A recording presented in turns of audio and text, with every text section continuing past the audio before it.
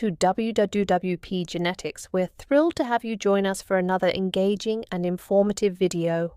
Today we will be discussing understanding THC-A and THC, a deep dive into their differences, effects, and roles in cannabis tetrahydrocannabinolic acid, THC-A, and delta-9 tetrahydrocannabinol THC are two closely related but fundamentally different compounds found in the cannabis plant. While they share a common origin and are often mentioned together, their chemical structures, effects on the human body, and legal statuses diverge in key ways. THC-A is the acidic precursor to THC, meaning it exists naturally in raw, unheated cannabis. It is non-psychoactive in its original form, which sets it apart from THC, the compound most widely associated with the euphoric high that cannabis is known for. This distinction is foundational in understanding how cannabis affects the human body and why different methods of consumption yield different experiences. In raw cannabis, particularly in freshly harvested and undried flowers, THC-A is found in abundance. It is produced by the plant as part of its natural biosynthetic processes and serves, in part, as a defense mechanism against herbivores and pests.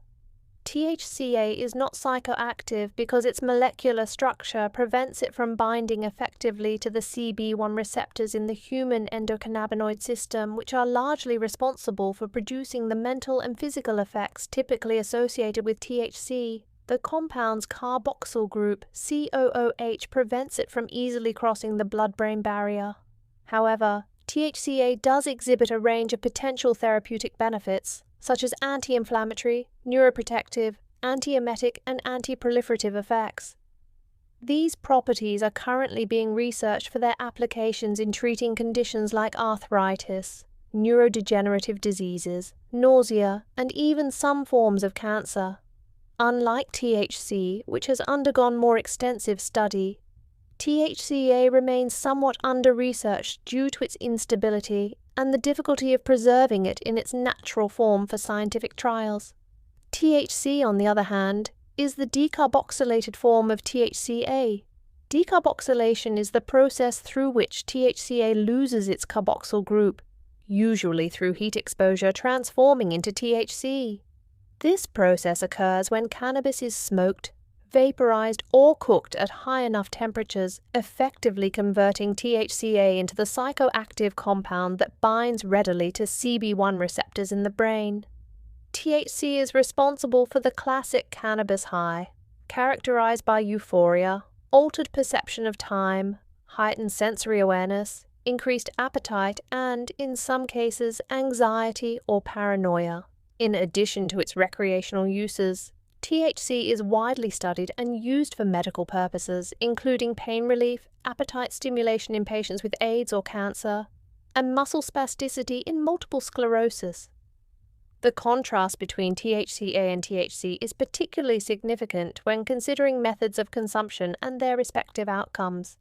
Juicing raw cannabis or consuming fresh cannabis extracts will not induce a high because THC-A has not been decarboxylated.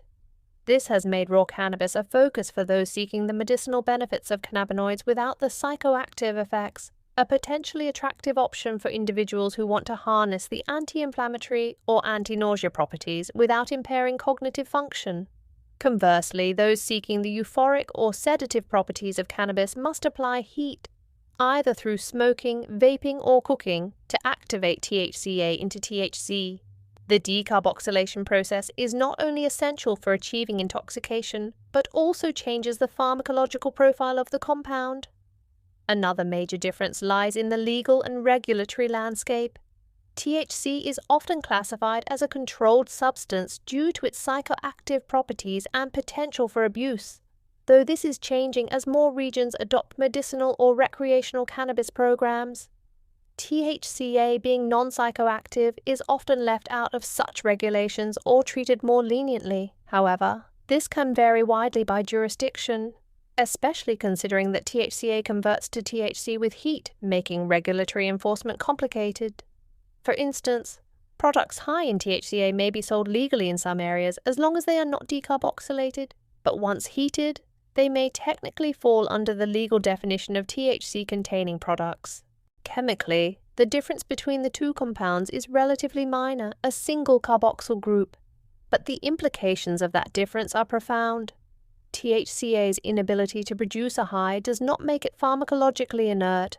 On the contrary, it offers a different spectrum of effects that are potentially very beneficial from a clinical standpoint. THC's ability to cross the blood-brain barrier and engage directly with cannabinoid receptors makes it highly potent in both positive and negative contexts. This highlights how even minor chemical alterations can drastically shift a compound's behavior and effects in biological systems. As the cannabis industry evolves and more sophisticated extraction, preservation, and delivery methods become available, the distinct roles of THC-A and THC are gaining attention. There is growing interest in formulations that preserve THC-A for medicinal use, as well as research into its potential synergistic effects when used alongside other cannabinoids and terpenes. This phenomenon, often referred to as the entourage effect, suggests that the full therapeutic potential of cannabis may lie not in isolated compounds, but in the complex interplay between them. In this context, THC-A might play an important part in fine-tuning therapeutic cannabis regimens, offering a non-intoxicating complement to THC's more potent psychoactive effects. In summary, while THC-A and THC originate from the same plant and are chemically related, they occupy very different spaces in both the scientific and cultural understanding of cannabis. THC-A represents the unactivated, medicinally promising precursor that lacks psychoactive effects, while THC is the active compound responsible for the high and much of cannabis's therapeutic reputation. Understanding their differences is essential for anyone interested in the medicinal, recreational, or legal aspects of cannabis. Whether one is looking to explore cannabis for wellness purposes without intoxication or seeking a deeper understanding of how cannabis works in the body, distinguishing between THC-A and THC is a foundational step toward informed use and appreciation of this complex plant. We hope you found today's video informative. Don't forget to subscribe, like, comment, and share to stay updated on our latest content. For more exciting insights, be sure to check out our brother channel at WWP Logistics. See you in the next video.